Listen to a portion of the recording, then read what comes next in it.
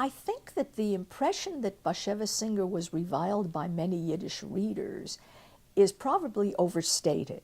Actually, he was, he wrote several times a week in the most popular Yiddish newspaper of all time, the Forwards.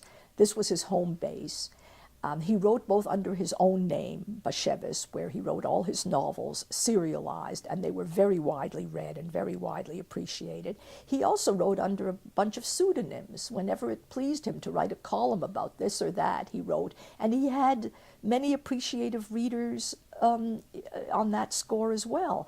So I think that it was probably only among his fellow writers, among the sort of Yiddish intelligentsia, that there were less charitable feelings about Bashevis Singer. I think that the readership of Yiddish always appreciated him about as much as they appreciated any living writer.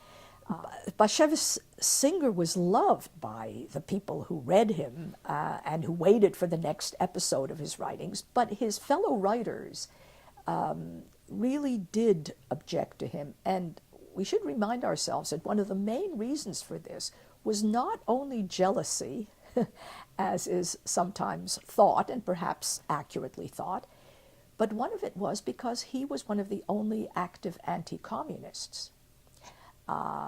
Yiddish culture at that time was very leftist in its orientation.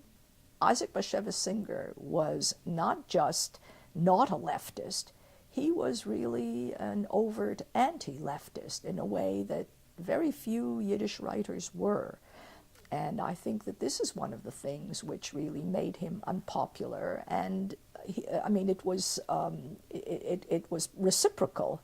He was not too eager to join those circles, and those circles were not too eager to have him.